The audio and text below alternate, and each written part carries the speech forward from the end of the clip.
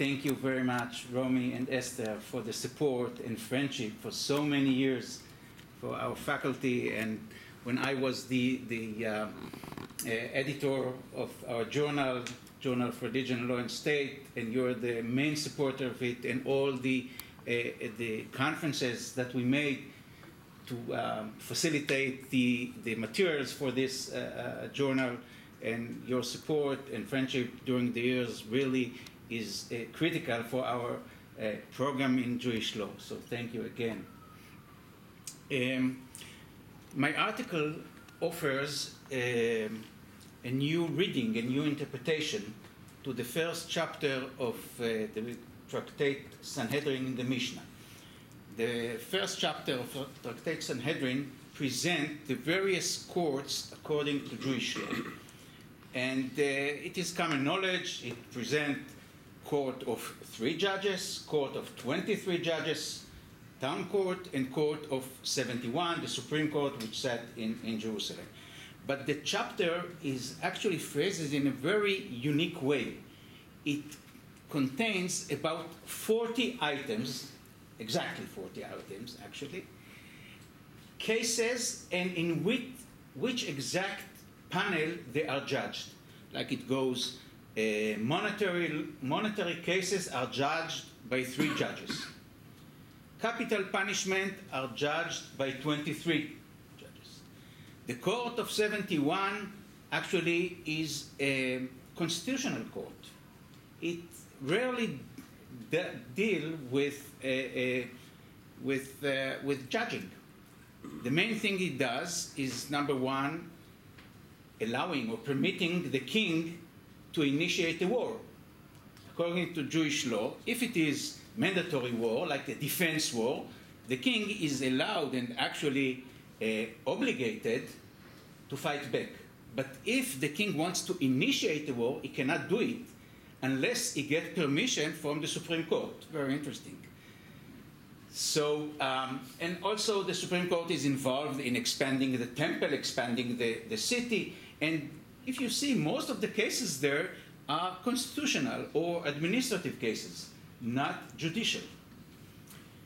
So now there is a puzzle. The Mishnah definitely does not speak about its own time, because on the year of 200, when the Mishnah was redacted or written, the Jews did not have jurisdiction on capital punishment, and did not have temple, and did not have all these things. So either the Mishnah reflects historical reality from the times of the temple, like 200 years ago, either it is a vision for the future. So what is it there? So most of the scholars during the 20th century thought that the Mishnah reflects the historical reality of the Second Temple. But now, if you go to the historical sources, you find many contradictions with the Mishnah. And the one which is important for our case is that according to the historical sources, capital punishment were judged during the Temple period in the Supreme Court in the Temple. And Josephus, we find in Josephus, we find it in Philo, we find it in the New Testament. And if you read Josephus, Josephus said it needs 70 judges, not 23. And only in the temple, only the court which sits in the temple. So now what's going on? If this is the historical reality, the Mishnah is different. So scholars during the 20th century tried to reconcile the Mishnah with the historical reality, the Second Temple sources. But actually they failed. And at the end of 20th century and 21st century, most of the scholars agree that the Mishnah is indeed not reflection of any historical reality, but it is a vision for maybe future, but a vision or normative understanding of the court system. So now I ask, let's assume that this is the case. But why the Mishnah moved from the common, I would say, law and practice during the Second Temple period, when capital punishment were judged in the Supreme Court in Jerusalem, in the Temple, and change it to totally different law, that any municipal court, any town court, by 23 can judge capital punishment.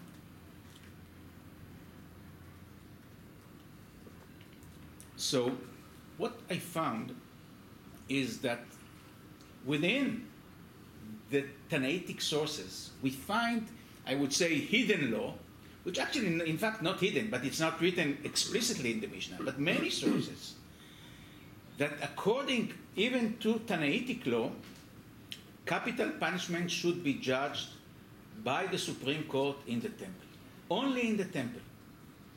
And we find this is quite a common, I found many sources that reflect this law, which is different from what we understand in the Mishnah at its surface, I would say.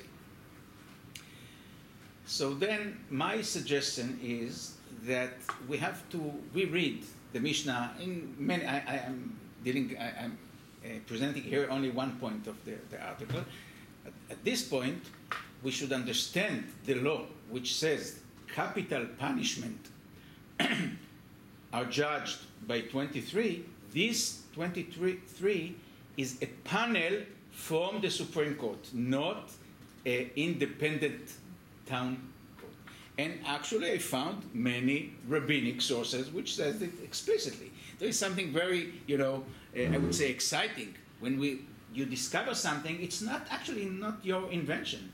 You can see it in the sources. You just have to look in a different angle, and you can find it explicitly in the sources. There are sources who say explicitly, the Court of 71, excuse me,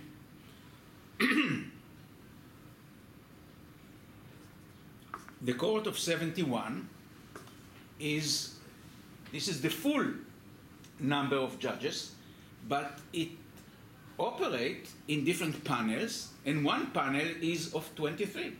And there are Tanaitic sources who said explicitly that the court can work with 23. So I now suggest that the law that we find in the Mishnah, capital punishment are judged by 23, this is in fact the old law of it, still means 23 from the Supreme Court in Jerusalem. So this, what I show by this is that the old law from Second Temple did not cease at the year of 70 in the destruction. It continued by the rabbis at least until the next war, the Bar Kokhba revolt. What happened there? After the Bar Kokhba revolt, now this one cannot deny that we find rabbis from the second half of the second century, namely after Bar Kokhba revolt. Bar Kokhba revolt was 132 to 135. After this period, we find rabbis, and specific this generation, who innovate new law and says capital punishment can be judged not only in Jerusalem, and they say not only in Jerusalem, but also in town court.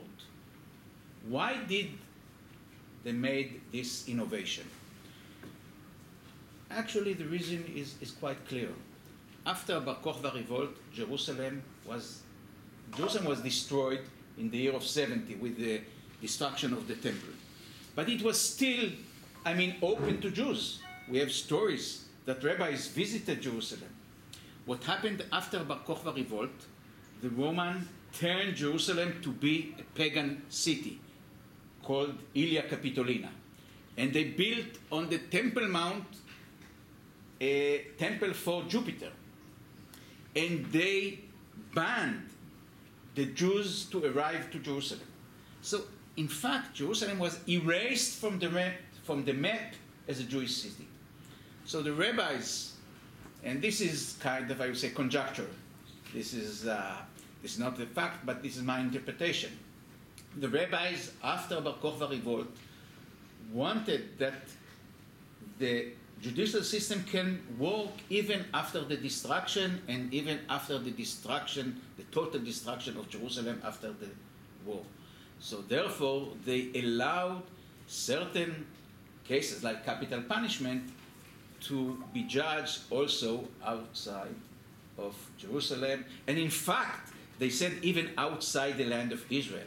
They said that one can establish courts and judge even capital punishment beyond or out of the land of Israel. This, of course, raises a question which I won't deal now because the rabbis were, on the other hand, against capital punishment. The rabbis did not like capital punishment, and actually they abolished capital punishment. So we have, I would say, different trajectories here. So what's going on there? This is also something which should be discussed. On one hand, they want to rebuild the judicial system and that it would be practical even after the harsh destruction of the First War and the Second War. And on the other hand, they didn't want to practice capital punishment. And even in the Second Temple, what we don't have now, we have capital punishment in the United States, but still in Israel of the 2nd century, they abolished capital punishment. But this is a long discussion for its time. for its time. Thank you very much.